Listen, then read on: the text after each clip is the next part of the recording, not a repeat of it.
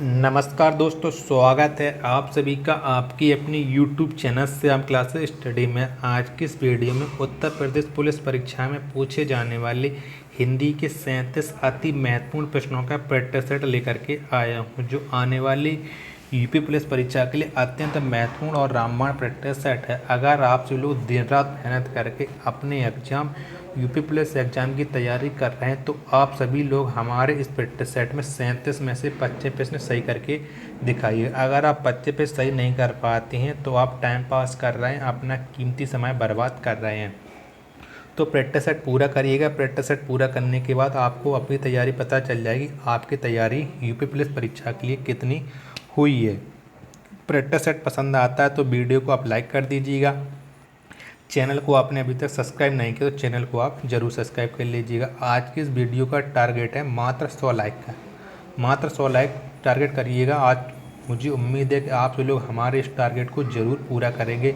आप सभी लोगों पर मुझे पूर्ण विश्वास है। तो प्रैक्टिस सेट को पूरा करने का आपको अपना इसको ज़रूर शेयर करना है। साथ में से आप अपने सभी छोटे भाई बहनों पर शेयर कर देना, जिससे वो भी लोग प्रैक्टिस सेट को लगाएं और उन लोगों को भी अपनी तैयारी का पता लगता है कि उनकी तैयारी यूपी पुलिस परीक्षा के लिए कितनी हुई है। तो चलिए शुरू करते हैं आज का अपना हिंदी का प्रैक्टिस सेट नंबर 220।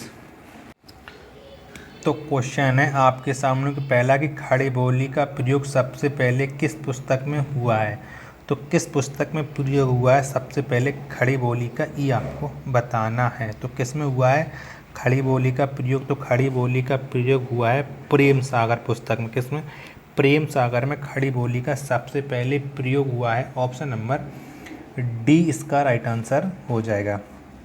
अगला प्रश्न है आपके सामने, किस तिथि को हिंदी को राजभाषा बनाने का निर्णय लिया गया? तो किस तिथि को लिया गया था हिंदी को राजभाषा बनाने का निर्णय? तो ये लिया गया था 14 सितंबर 1949 का।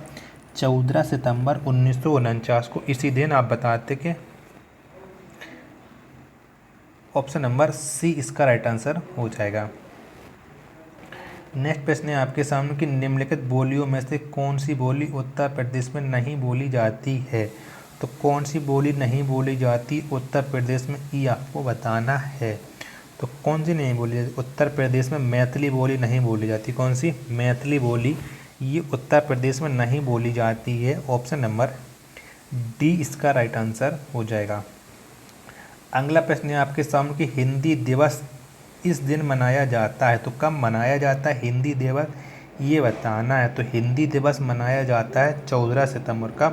14 सितंबर को हिंदी दिवस मनाया जाता है। ऑप्शन नंबर बी इसका राइट आंसर हो जाएगा। अगला प्रश्न है आपके सामने कि निम्नलिखित में से कौन सी बोली राजस्थानी हिंदी के अंतर्गत आती है? तो कौन सी बोली आती है राजस्थानी हिंदी के अंतर्गत, ये बताना है। तो राजस्थानी हिंदी के अंतर्गत आती है मेवाती बोली। कौन सी? मेवाती बोली आती है राजस्थानी हिंदी के अंतर्गत। ऑप्शन नंबर सी इसका राइट आंसर हो जाएगा।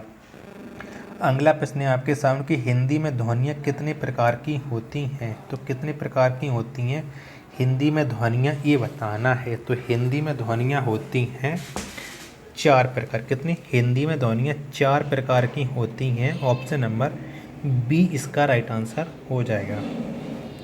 अगला प्रश्न है आपके सामने कि प्रत्येक शब्द की वर्तनी के सभी वर्णों को उसी क्रम में अलग अलग दिखाना क्या कहलाता है? तो क्या कहलाता है प्रत्येक शब्द की वर्तनी के सभी वर्णों को उसी क्रम में अलग अलग दिखाना? तो ये कहलाता है वर्ण विच्छेद। क्या? ये वर्ण विच्छेद कहलाता है। ऑप्शन नंबर बी इसका राइट आंसर हो जाएगा। नेक्स्ट है आपके सामने किस स्वर के उच्चारण में दीर्घ स्वर से भी अधिक समय लगता है? तो किस स्वर के उच्चारण में दीर्घ स्वर से भी अधिक समय लगता है, ये बताना है। तो ये लगता है प्लूतू के उच्चारण। किसके? प्लूतू के उच्चारण में दीर्घ स्वर से भी अधिक समय लगता है। ऑप्शन नंबर डी इसका राइट आंसर हो जाएगा। अगला प्रश्न है आपके सामने कि निम्नलिखित में से शुद्ध वर्तनी वाला शब्द कौन सा है? तो बताएगा कि इनमें से किसकी वर्तनी शुद्ध लिखी गई है। तो किसकी लिखी गई है? तो इसमें वर्तनी शुद्ध लिखी गई है। ऑप्शन नंबर बी उत्तरदायी इसका राइट आंसर हो जाएगा। सूर्योदय, तो सूर्योदय में कौन सी संधि है, ये आपको बताना है। तो सूर्योदय में है सूर्योदय में है स्वर संधि, कौन सी? सूर्योदय में स्वर संधि है, ऑप्शन नंबर सी इसका राइट आंसर हो जाएगा। नेक्स्ट प्रश्न है आपके सामने की तथापि। तो तथापि में कौन सी संधि है ये बताना है। तो कौन सी संधि है तथापि में? तो तथापि में है दीर्घ संधि, कौन सी? दीर्घ संधि है तथापि में, ऑप्शन नंबर ए इसका राइट आंसर हो जाएगा। अगला प्रश्न है आपके सामने गजानन शब्द में कौन सा समास है। तो कौन सा समास है गजानन में ये बताना है। तो गजानन में है बहुब्री समास, कौन सा? गजानन में बहुब्री समास है, option number option number C इसका राइट आंसर हो जाएगा। तन मन धन में समास पहचानो। तो बताइएगा तन मन धन में इसमें कौन सा समास है। तो तन मन धन इसमें समास है द्वंद्व समास, कौन सा? द्वंद्व समास है, ऑप्शन नंबर डी इसका राइट आंसर हो जाएगा। अगला प्रश्न है आपके सामने कि निम्नलिखित शब्दों में से कौन सा शब्द कौन सा शब्द तत्सम है। तो इनमें से कौन सा शब्द तत्सम है ये बताना है। तो इनमें से तत्सम है परीक्षा, कौन सा? परीक्षा, ये तत्सम शब्द है, ऑप्शन नंबर सी इसका राइट आंसर हो जाएगा। नेक्स्ट प्रश्न है आपके सामने कि तद्भव शब्द बताओ। तो बताइएगा कि इनमें से कौन सा है जो तद्भव शब्द है। तो कौन सा है? तो इनमें से जो नीलाम लिखा है ये तद्भव शब्द है, ऑप्शन नंबर डी इसका राइट आंसर हो जाएगा। नेक्स्ट प्रश्न है आपके सामने कि एक शब्द देशज अथवा देसी को पहचानिए। तो आपको बताना है कि इनमें से कौन सा देशज शब्द है। तो कौन सा है? तो ये जो खोया है, खोया एक देशज शब्द है, ऑप्शन नंबर ए इसका राइट आंसर हो जाएगा। वायुयान यात्रा के इस युग में भी डॉट डॉट का महत्व कम नहीं हुआ है। तो किसका महत्व कम नहीं हुआ ये आपको बताना है और रिक्त स्थान की पूर्ति करना है। तो वायुयान के इस युग में भी जहाज का महत्व कम नहीं हुआ है, ऑप्शन नंबर बी इसका राइट आंसर हो जाएगा। नेक्स्ट प्रश्न है आपके सामने कि आगे ऐसा समय आने वाला है जब डॉट डॉट डॉट के बिना किसी को भी कोई बात नसीब नहीं होगी। तो आपको बताने रिक्त स्थान जगह पे कौन सा सही विकल्प बैठेगा। तो आगे ऐसा समय आने वाला है जब कूपन के बिना किसी को कोई बात नसीब नहीं होगी, ऑप्शन नंबर सी इसका राइट आंसर हो जाएगा। गगन शब्द का विपरीतार्थक बनाने के लिए आप किस उपसर्ग का प्रयोग करेंगे। तो किस उपसर्ग का प्रयोग होता है गगन शब्द का विपरीतार्थक बनाने के लिए। तो गगन का विपरीतार्थक बनाने के लिए होगा आ उपसर्ग का प्रयोग। किसका?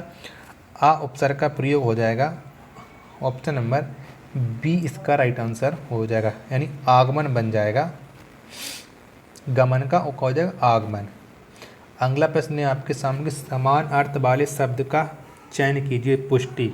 तो पुष्टि का समान अर्थ कौन सा होगा ये आपको बताना है। तो किस में पुष्टि का होगा? तो ये होगा संतुष्टि का, संतुष्टि, ऑप्शन नंबर बी इसका राइट आंसर हो जाएगा। आज्ञा का समानार्थी शब्द है। तो बताइए कि आज्ञा का समानार्थी शब्द कौन सा होगा। तो आज्ञा का समानार्थी शब्द होगा आदेश, कौन सा? आदेश होगा आज्ञा का समानार्थी, ऑप्शन नंबर सी इसका राइट आंसर हो जाएगा। विपरीतार्थक शब्द ज्ञानी। तो ज्ञानी का विपरीतार्थक यानी विलोम शब्द कौन सा हो जाएगा ये आपको बताना है। तो ज्ञानी का विपरीतार्थक हो जाएगा विदूषक, कौन सा? विदूषक, ऑप्शन नंबर सी इसका राइट आंसर हो जाएगा। नेक्स्ट प्रश्न है आपके सामने कि मनमोहन ने अपने माता पिता के सपनों को साकार करने का दृढ़ संकल्प लिया है। तो क्या हो जाएगा ये बताना है। तो ये हो जाएगा विकल्प, कौन सा? विकल्प, ऑप्शन नंबर ए इसका राइट आंसर हो जाएगा।